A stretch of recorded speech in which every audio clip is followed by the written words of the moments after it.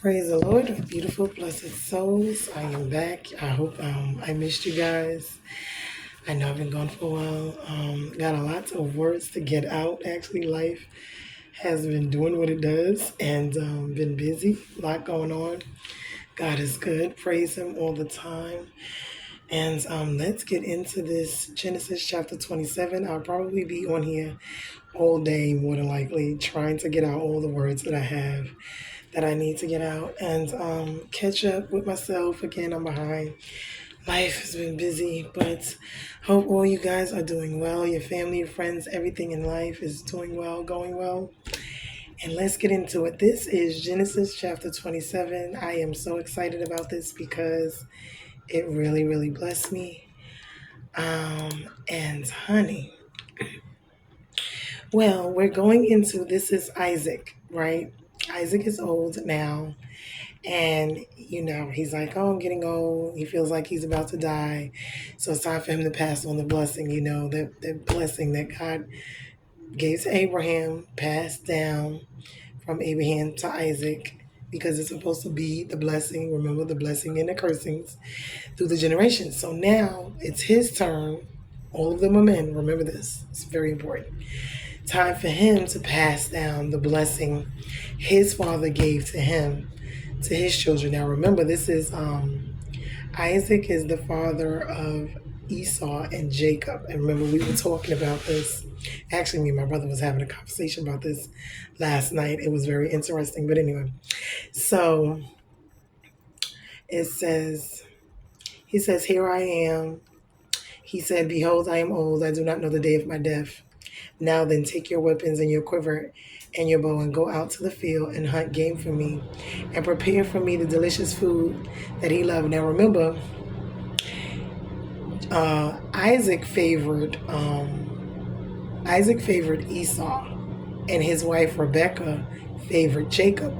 But remember, if you the past messages I put out, God favored Jacob. This is just like the situation before with Ishmael and Ishmael and Isaac. So remember, these are the patterns that are being passed down. And so now it is time for him to bless, but he's supposed to bless Esau because Esau is the firstborn. Remember, this is the blessings of the firstborn, which later we're going to discuss because I think they said it's a curse of the firstborn. We're going to talk about that later. But anyway, so now we get into this where it's time. So now remember, God had already told Rebecca that Jacob was going to be over Esau because God favored Jacob and he hated Esau. He said it in himself. If you go back, he said he hated him. So now we're here. Even though, see, and it's crazy because it's like patterns repeated again. Even though they know God favors Jacob, they still want to push Esau. Even though he's the firstborn, he's supposed to give. But see, God doesn't choose who we choose.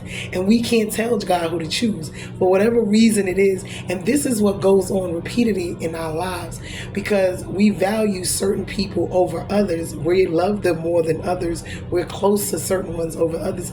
But that doesn't matter because at the end of the day, it's not what we value and who we feel and think should have the blessing or who we feel and think should have the favor upon their lives. It's who God says and he picks and he chooses. Why? Because remember, Esau was the hunter, just like in Cain and Abel. Same situation. God favored Abel. He did not favor Cain. And they thought because he was out there hunting and fishing and, whatever Esau was, that because Jacob was the one, the little squirty one or whatever. And I'm seeing this. Even Abraham, all of them looked like they were just regular, ordinary people. And they weren't, it's like they're great, but it's because God made them great, because within them was something that God had planted in them that he loved about them, and their relationship with him was different. You see what I'm saying? And although other people did not accept it, they did not accept, like it, or they did not concept it. It is what it is. And people would say it's opinion, facts, and we get into this fact and opinion things all the time. But people's opinion and the facts are If God favored who he favored, that's who he favored. No one can change it. No one can stop it. And a lot of times when it comes to these type of things, it'd be the black sheep in the family. It'd be the one that no one thinks should this or should that.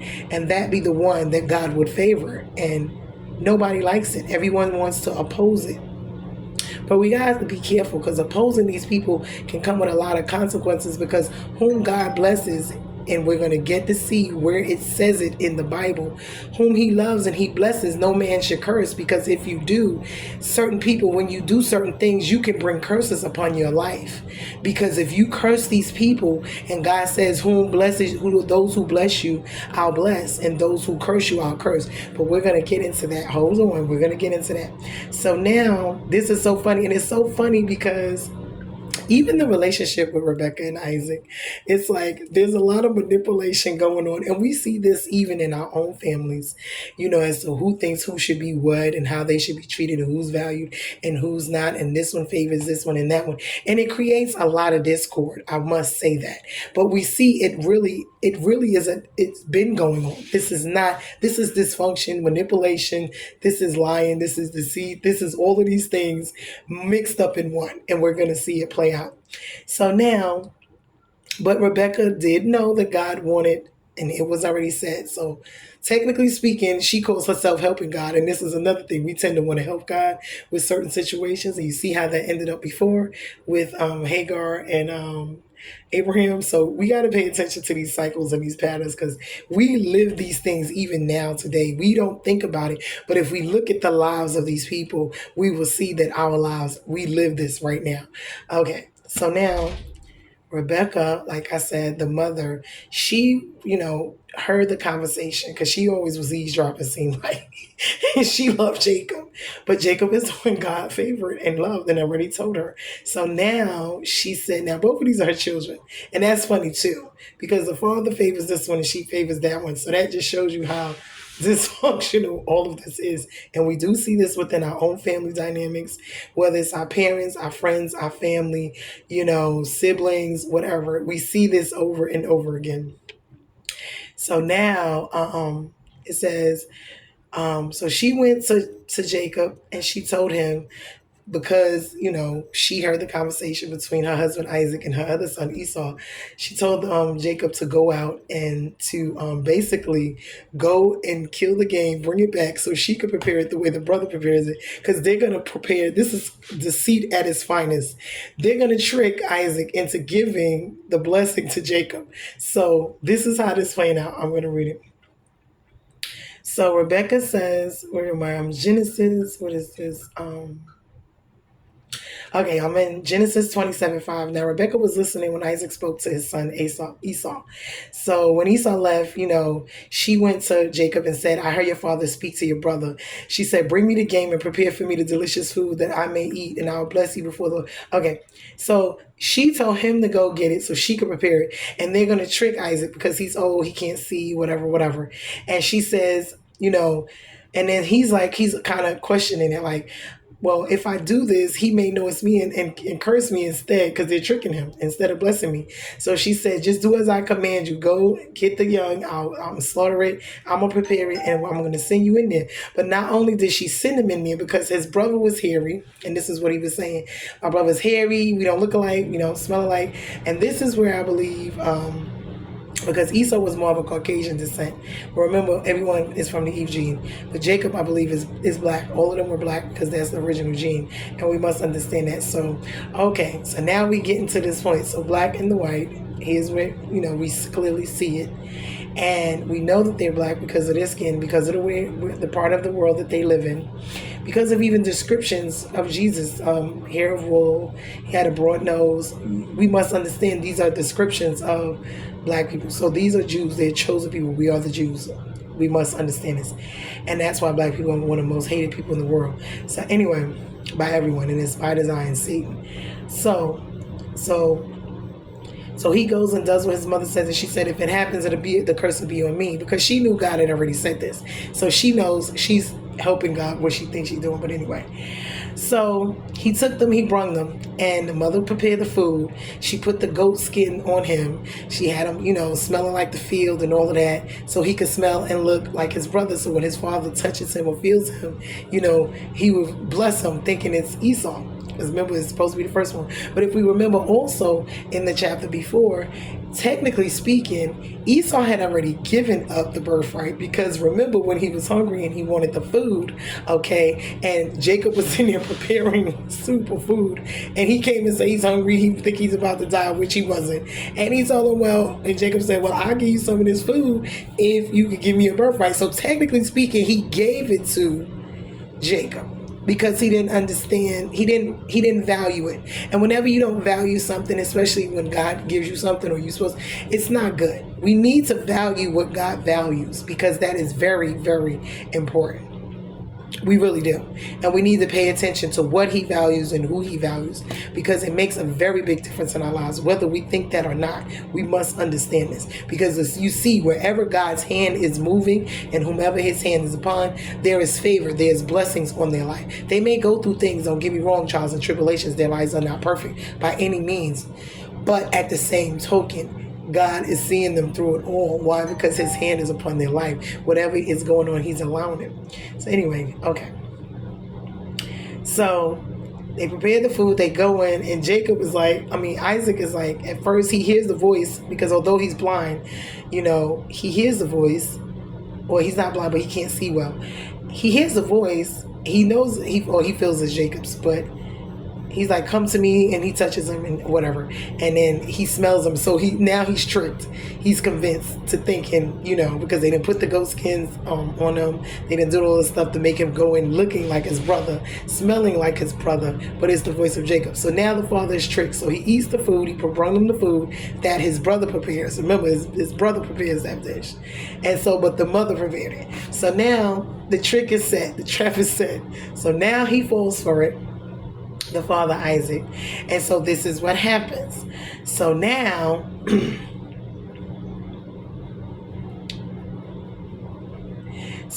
this is the blessing. So then after Isaac eats the food, he done verified as far as he know of, kissed him, touched him, felt him, smell him, thinking that this is Esau that he's about to bless. But in actuality, it is Jacob tricking him and the mother Rebecca.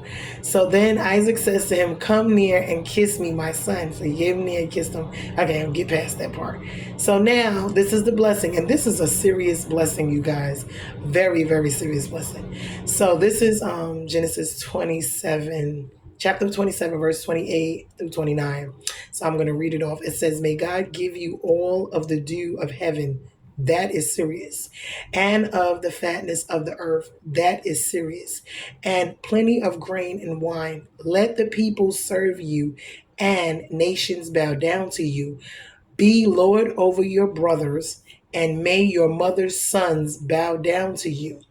Cursed be everyone who curses you. Remember, Abraham said that also to Isaac. And blessed be everyone who blesses you. So this is the passed down blessing. But see, each one of them does it differently. As far as like Abraham, what he said to Isaac was the same, but it was different. I guess it was critique to Isaac himself as a person.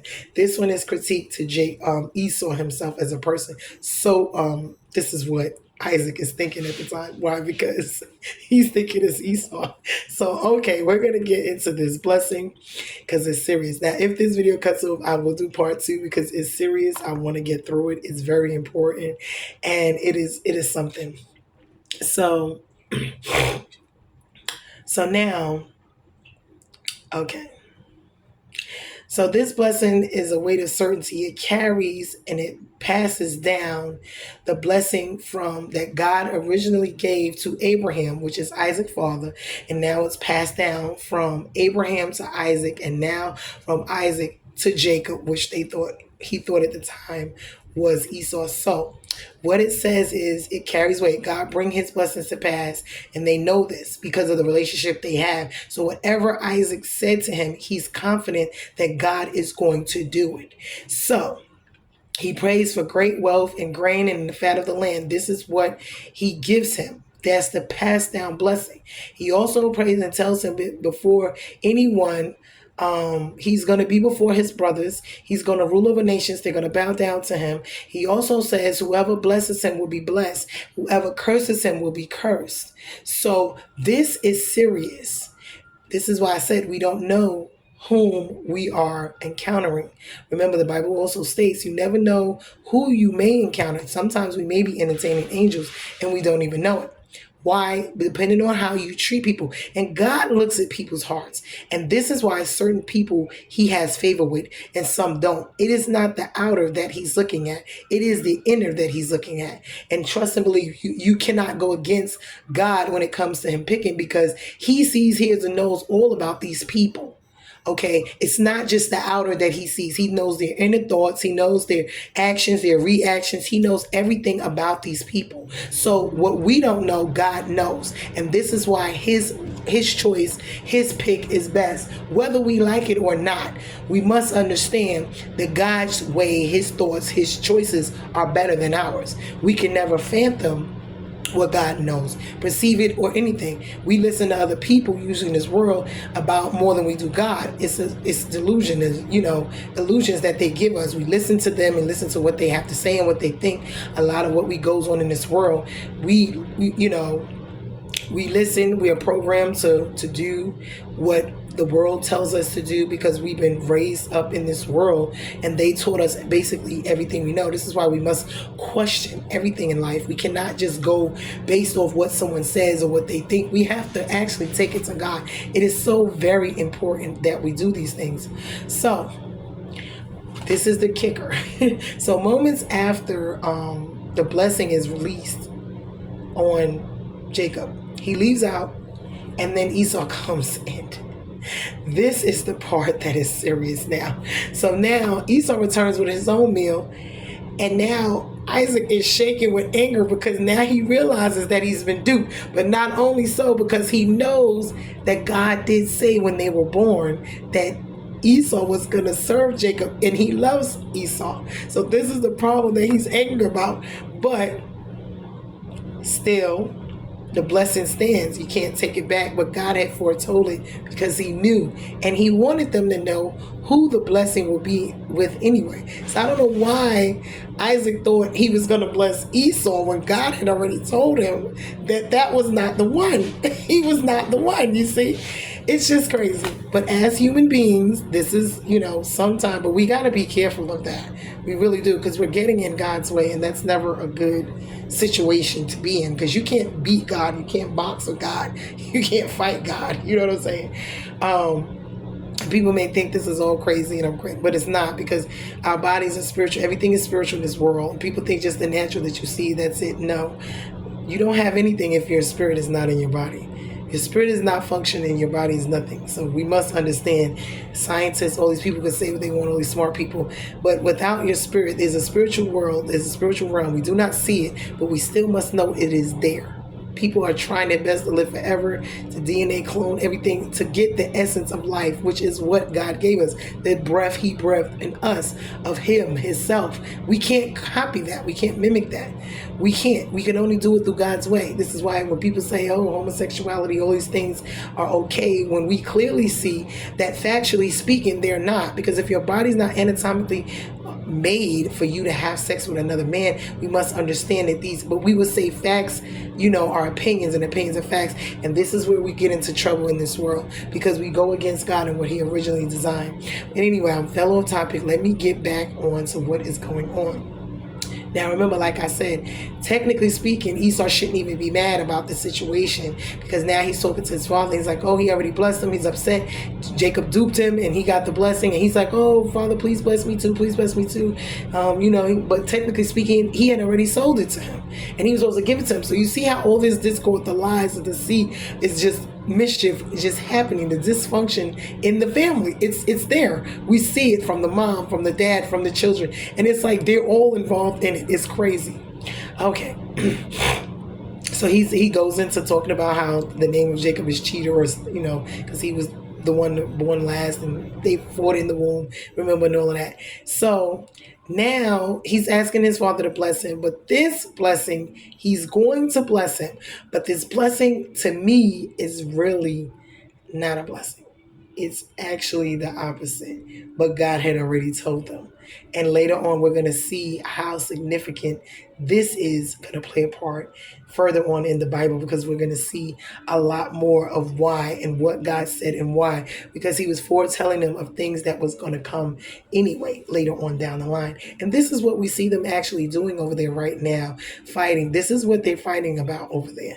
So we must understand that life is very much so spiritual, and we must sit here and we must evaluate what is going on in the spiritual realm, even more so than the natural. So he begged him to give him a blessing.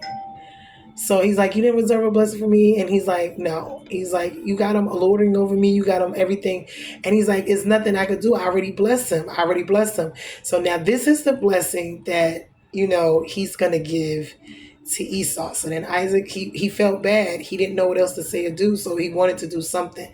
So Isaac said to him, behold, away from the fatness of the earth shall your dwelling be. This here I looked at and I was saying to myself, wow, I said, because that lets you know, behold, away from the fatness. So you're going to be away from the prosperity, meaning away from Jacob and away from the dew of the high. But then that will be what it needs to happen, because his heart towards Jacob is evil and he wants to kill him. So I guess this is also a way of preserving Jacob. By your sword you shall live. This is another thing, living by the sword. You understand what they said about that. And you shall serve your brother. But when you grow restless, you shall break his yoke from your neck. So eventually it will be breaking. But up until that point, this is what is going to happen. And there's no reversing it. There's no undoing it. It stands. So now Esau hated Jacob, and because of the blessing which his father had blessed him with, and he said it with himself, the days of mourning for his father are approaching. That means when he dies, they're going to mourn. But he's not going to do anything. He's not going to try to kill him or anything until after. So this is what's in his heart already when it comes to his own brother. And like I said, as we see the lineages so far, Cain and Abel, all of these siblings is sibling rivalry, and it's nothing but dysfunction. But he said, then I will kill my brother. But the words of Esau, her oldest son, she knew, she heard. They were told to Rebekah, this is the mother. So she went and called Jacob, her youngest son, and said to him, behold, your brother Esau comforts himself about you, about planning to kill you. So now, therefore, my son, obey my voice. Arise, flee to Laban, my brother in Haran. Stay there with him a while until your brother's fury turns away. Why? Because she doesn't want him to kill. They're both her children. And no, she does not want him to kill, she does not want Esau to kill Jacob. So she wants to send him away. She said until he forgets. But then Rebekah said to Isaac, I loathe my life because the Hittite woman, that's the woman I believe that Esau had married. If Jacob marries one of the Hittite women, they were forbidden to marry certain ones. And this was another commandment God gave them. But Esau did that as well. You weren't allowed to marry the Canaanites or the Hittites. Women like these, they were considered the outsiders, the people that did not practice or believe in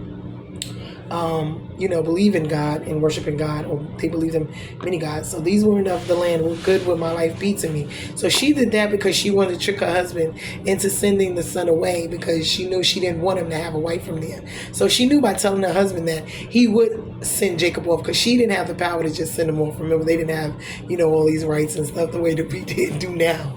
But anyway, so she had to trick Isaac into saying something to him to get him to send Jacob away, because he wouldn't have just sent them away. So that's the way of doing it. She mentioned, she didn't want him to marry a woman from there. So that would give him reason enough, justification to send him off, and get him out of the presence of his brother so that his brother would not kill him. But this is so interesting as to how these things go on. Now, when we look at these things, because I'm going to read from my notes now and what I actually wrote down.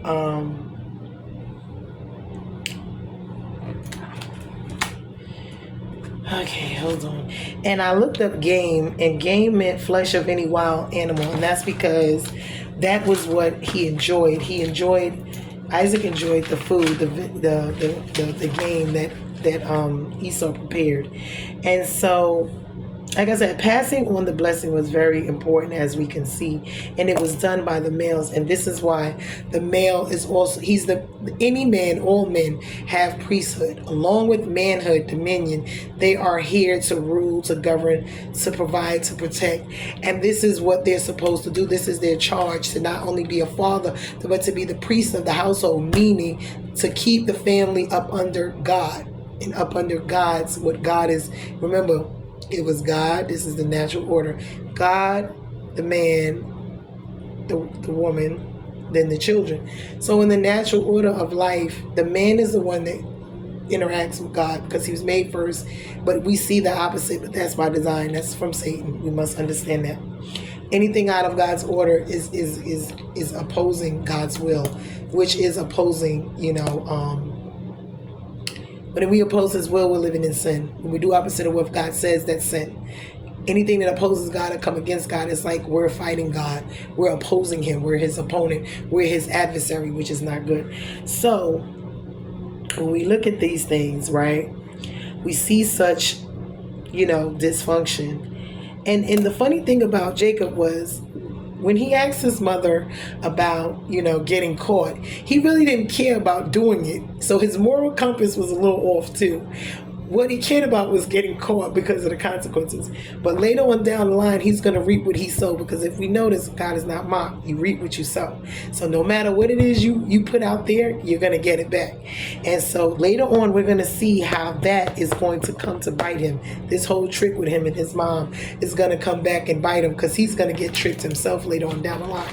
And as people, we don't look back and we don't see the patterns in our life of what we do to others and how these things actually come back and bite us in our lives in some way, shape, or form. It may not be right away. It could be 10, 15, 20, 30 years later, but it's the same scenario and patterns that happen in our life that we will see is something we did, whether it was good or bad, because remember, blessings and cursings both get passed down from generation to generation, up to 4 generations. So we must understand that. But we got to look at ourselves and examine our lives of the stuff that we do. And even when we look at our children and we see the things that they do, there was something in us that we impart good and bad in them as well. So when we're imparting the good and the bad, outside of your good looks, your attitude will be there, your mouth, So when we look at these things, we must pay attention to the patterns, because guess what? We have something to do with it, whether we want to admit it to ourselves or not, with the way that they turn out. So, okay. It's called being adults. It's called taking accountability, responsibility. It's called owning up to your part that you play, of course, in these situations. And so he's going to reap it later. Also, like I said, Isaac knew that the significance of the blessing. And the sad part was Esau did not. And although he grew up in the household with them, he did not pay attention to what his father was trying to teach him as far as the blessings in the life of them and the relationship of having one with God. Because as we can see, God didn't care for Esau at all. And he didn't like him. But I'm assuming it's because he did not even try to have a relationship with God, or he didn't try to honor God, pay attention to anything. He didn't value anything of God. He didn't pay attention to these things. And God just looked at him like, what are you doing? Right. He didn't value the birthright. It's like, and some people are actually like that. And sometimes we're like that when, in life, when they call them the scales of life is on our eyes and we are blind. Like the Bible says, those who hear can hear. Some hear but don't hear. Some see but don't see. That's what it's talking about. So although you see, you don't see. Although you hear, you don't hear. And it's talking about not, when they're talking about that, you see normal things. We're talking about you're not mindful of the things in the spiritual realm. That is what that means. So, so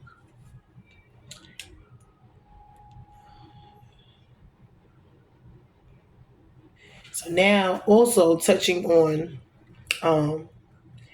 Jacob having to flee. And it was best that he did flee, because his brother had in his heart to kill him. And that's another sad thing, that we have seen pattern-wise from Cain and Abel, and this is why God chose who he chose. We're not going to say, we all know we sin and all sin is sin.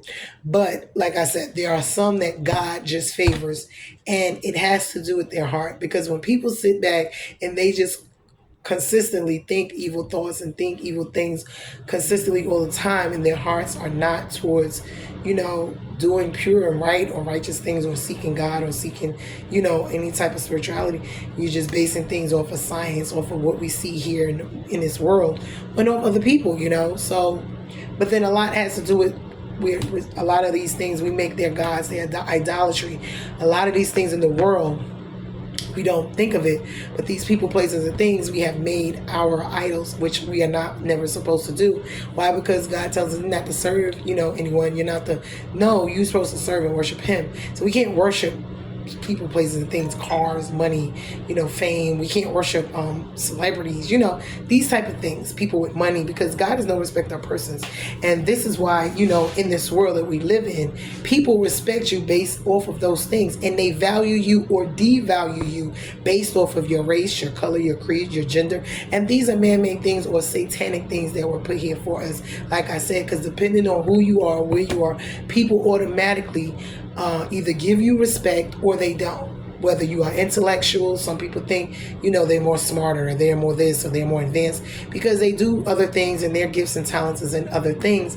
But then everyone has gifts and talents. Everyone has knowledge. No one's just walking around stupid, don't know anything. You can learn a lot from a dummy. You see what I'm saying? But a lot of times people will just brush you off and say, oh, you're nothing. Your life is nothing. You're nobody. And you got to pay attention to that, because people treat you exactly how they feel about you, as we can even see just in this lesson itself. Why we have to be very mindful of that, because there's people out there who genuinely want to see us do well, want to see us prosper. And there's people out there who genuinely want the opposite for us. They oppose us at every turn for everything, and unless we live our lives to suit them or to please them in some type of a way, which turn makes them God over us and in our life, which we are not called to do, we must understand we can't live our lives for people, places, and things. We cannot. Why? Because that's not how God operates. And at the end of the day, what I've seen in my life, it's like without God, I would not, when I look back over my life and everything that's going on, honestly, and even each and every day when I look up, like, oh, if it wasn't for God, I don't even know how I would be here, how I would be dealing with it, talking to you, having a conversation with you, doing any of this. I really don't know. Even just waking up every day and just being here, because we cannot even wake up. When we leave, when we go to sleep at night, we don't know where our body goes. It's in the spirit world. You see what I'm saying? And we wake up and we're here. Thank God He allows us to wake up every day. Because some people go to sleep and they don't wake up. So it's like we like to take the spiritual aspect out of everything. And that's when it comes to the education and the way the world is ran. This is what they do. But we got to understand this is a satanic system. Satan runs this. He's opposed God. Everything God talks about says they're going to oppose it. They're going to say it's the opposite of it. They're going to be against it. They're going to call you crazy. They're going to call you deranged. They're going to say, oh, she don't know nothing. Oh, she's just crazy. She just this. Why? Because you're not what they want you to be. You're not in the box that they put you in. You're not who or what. You don't talk. You don't speak. You don't this. And usually, and I'm gonna tell you, I was having this conversation with my brother. It's the black sheep of the family usually that is the one that God chooses. Why? For whatever reason, they're weird. They're strange. They're the outsider. They're the one. And for whatever reason, to me, what I've seen, and I'm not going to say it all the time, but it's a pattern that I've just seen. But when you know God and you know His ways, and you get to know Him and you talk to Him, and you can kind of tell His patterns and His ways of doing things, although He's spontaneous when He wants to be, He changes but you can kind of see what goes on. For the most part, when it comes to the basics of who He is, when it comes to His 10 Commandments, obeying, sin, yes. So we must look at these things and really pay attention, because those who hate you play a part in your life. They can be the ones to catapult you into your destiny. They can. Those are the pharaohs in your life. Those are the mountains or the trials and tribulations. Those are the opposers in your life. Those are the Goliaths, I call them, in your life, meaning the ones you got to fight, you got to battle. Those are the ones who want to control you in any type of way, shape, form, or fashion. And that's what this world is built off of. They want to control you. They want to have your mind programmed to do and say, act the way they want you to act, and that's not what we're put here to do. You see what I'm saying? And man is not in control over you in your life. And we must pay attention to that. We cannot make them our idols. We cannot serve, man. We cannot serve people, places, things, money, fame. We just can't do that. That's not what we're put here to do. Everyone has an assignment. here. Everyone was born for a reason. Everyone has, a purpose in life. God has given us all a purpose and all an assignment here. And we sit here and we think we're just here for nothing, and that's not true. Everything in this world has a function. It has, you see what I'm saying? Whether it's the sun, the trees, the birds, the plants, the bee, everything has a purpose, an assignment, something. So we must tap into that. And we must not sit here and say, oh, that's an opinion. It's not. It's actually a fact, because when you look around, you see everything intricately works, and it works the way it does all by itself. God didn't ask you to alter it, edit it. No, it does it on its own. And most of the stuff, man can't even figure out what God did and how he did it. They're so baffled by it because his amazing grace, his omni essence, his everything. It's like, oh my God, it's just wonderfulness. You see what I'm saying? You can't even put it into words of his who he is and how he operates. We can never fathom all the aspects of God. We just couldn't. We can get glimpses of it here and there because he's so awesome. He's so amazing. He's so wonderful. Just in himself. It just amazes you when you get to look at it. It's just like, wow. And then every time you look further in, it's like, wow, he's this, he's that, he's all these amazing, wonderful things. You can't even fathom and think of them all. It's like, and he shows you something different all of the time. But I hope that this message bless you. We're going to get into some more messages because I have a couple of them that I have to do, but I'm going to get through them throughout the next day or two. It's a lot. But praise the Lord. Be blessed, you guys. I missed you. A lot is going on in my life. I hope a lot is going on in you guys' lives. I hope all is well. Your family, your friends, everything is doing well. Be blessed. And out until the next message. Love you guys. We are bruised and not broken. My voice is a little crazy. I'm excited because so much changes is going on in my life, and it is just such a blessing. I mean, it's been crazy. But love you guys. We're bruised and not broken. And until the next message, I got to get these out. Later.